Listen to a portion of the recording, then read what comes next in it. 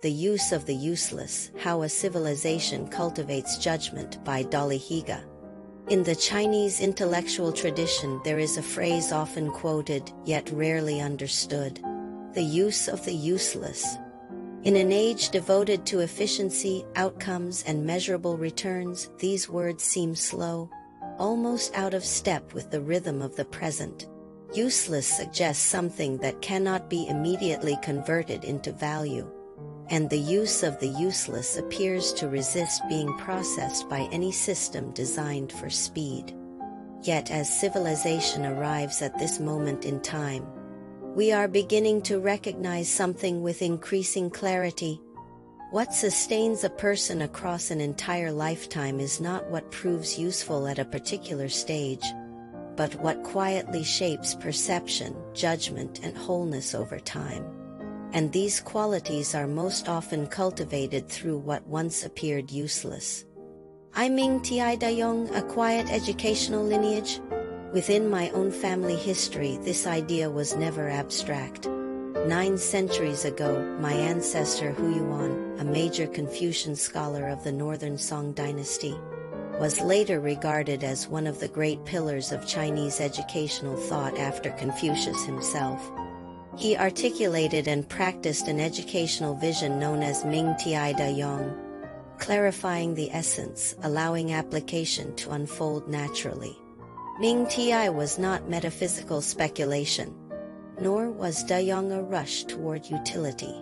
It was a belief that once the inner structure of a person is truly established, knowledge, skill, and real-world application will connect on their own. Education, in this view, was not meant to produce specialized functions, but whole human beings, capable of integration, judgment, and responsibility within the world. This lineage did not promise quick results, but over long spans of time, it quietly shaped the backbone of a civilization. 2. When institutions fall silent, life finds its shape. My own childhood unfolded during a period when formal systems fell quiet. Schools were closed. Standardized educational pathways were interrupted. Looking back, it feels less like a loss, and more like a strange alignment of fate, one that granted me a childhood largely ungoverned by institutional discipline. In that space, the family itself became the primary site of education. My father was a historian, but beyond scholarship he practiced calligraphy and painted traditional Chinese ink works. History for him was not confined to archives. It was something breathed through brush and rhythm. My mother was a music teacher. Music was her profession, yet writing and aesthetic sensitivity flowed naturally into daily life.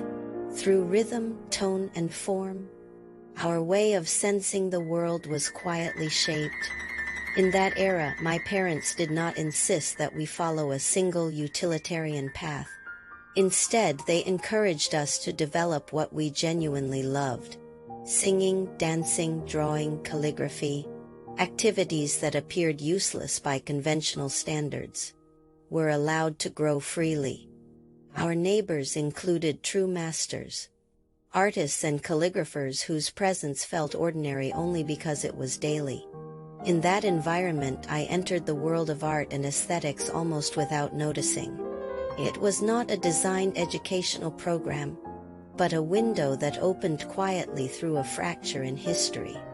That window laid the foundation for my lifelong sensitivity, judgment, and creative path, a foundation that cannot be replaced. 3. Education at another crossroads. Today we stand at yet another turning point, with the rise of Agi. The idea of a personal tutor for everyone is no longer speculative. The role of large institutional schools, and the value of exam-driven systems, are being questioned once again. In a world where knowledge is instantly accessible, education is no longer defined by how much information one possesses. The real question has become, can a person discern, integrate, and create? These capacities cannot be produced through a single discipline, nor can they be measured through standardized testing. They emerge through long cultivation, through the continual crossing of art, history, bodily experience, and thought. For the use of the useless is the use that endures. When I look back across personal experience and cultural inheritance, I understand that the use of the useless was never an escape from reality. It was a way of preserving human wholeness. Art, music, dance, writing, and aesthetic practice do not solve problems. They teach us how to face them.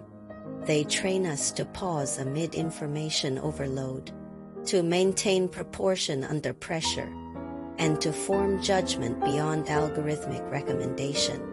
These abilities may appear impractical, yet they reappear again and again throughout a lifetime. A person may change roles, professions, and identities, but what endures are the capacities that were never meant to be consumed quickly. Conclusion: preserving what cannot be exhausted. As civilization accelerates and institutions continue to shift, it may be time to ask a quieter question. What kind of ability does not expire once a stage is completed? The answer rarely lies in what appears most useful. The use of the useless does not guarantee success, but it often ensures that one does not lose oneself. It offers no short-term advantage, yet it forms the deep structure of judgment. In preserving what cannot be immediately consumed, we may be making the most gentle and the most lucid choice still available to us.